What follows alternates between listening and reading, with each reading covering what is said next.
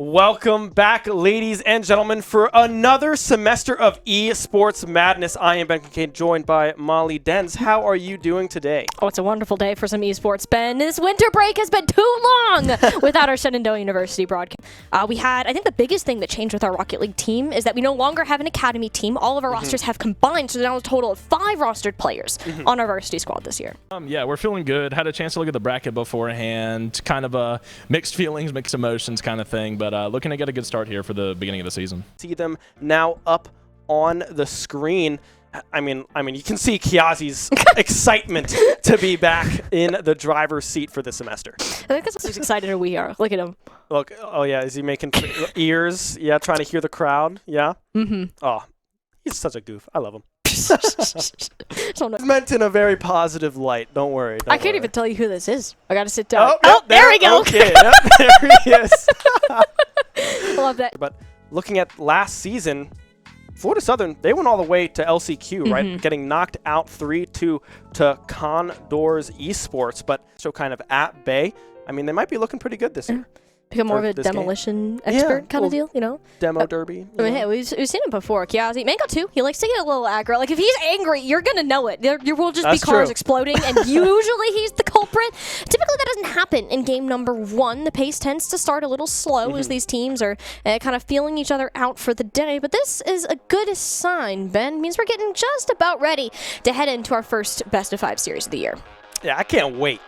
I am so excited to watch some car soccer, specifically this team that we have here at Shenandoah. 3 semesters together thus far, playing as this unit as we go into kickoff. Kiazi taking control for Elim, just barely missing on that ball. The vision is there. The comms were in place, a little bit off on the positioning on that ball. That's what you want to see from the Hornets. Mango! Of that one, a clear, not quite on target. Kiazi back to receive that one. Shots on goal. Astro follows up and ties. Always favorable to take, and they haven't really been attempting them so far. Going for the more reaction type plays on the defense, which is really tricky when you find yourself in situations like off into the corner, but now with a minute to go and playing this defensive side, a shot on goal from mid of the pitch. It's looking pretty darn good for them to close out game 1. The bounce in an awkward spot when this ball moves slow. That's when it gets scary, and it'll be so just capitalize on it. At a 4-1 scoreline for the first game of the NACE season here, and I don't think it's necessarily a bad thing when the pace is moving, and it looks like Florida Southern were just a little bit more comfortable with that. Yeah, no, I mean, Astro was all over the place, right? That is the player that we were looking at. Definitely favored Florida Southern more than it did the Shenandoah Hornets. So when we look ahead into game 2, I want to take notice to how is this pace going? Are we going to try to keep up with this kind of chaotic all for one kind of deal, or they look so darn good, right? When they really take the time to look at these angles. Kiazi in this SU squad sometimes. Astro now in the air. The defense with the himself, but won't be able to do so. And here comes Astro. Elim again unable to connect. They have not let up the gas this entire game. I mean, there's been better signs of life. I think demos too from the Hornets help, but when you commit so far, dangerous, and you're getting down low. If the Hornets want to get themselves on the board for game 2, it's got to be right here and now.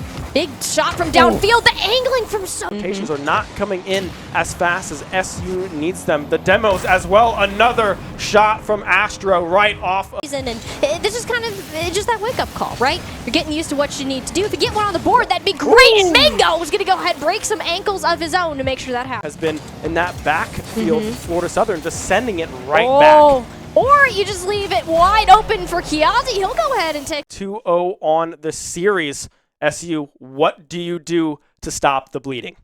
Oh, hype, and it goes great. And oftentimes, that's why when they win their games, Ben, they're sweeps. Yeah, because they can been go and have some fun along the way. So yeah, I mean, pretty cool spot. But let's get back to the job at hand, right? Yes. Astro, to have your team spread out and being able to cover these angles that here for Florida Southern. And a massive fight back there at the tail end of game 3. They found their momentum, they found their rhythm, but unfortunately it was just too little, too late.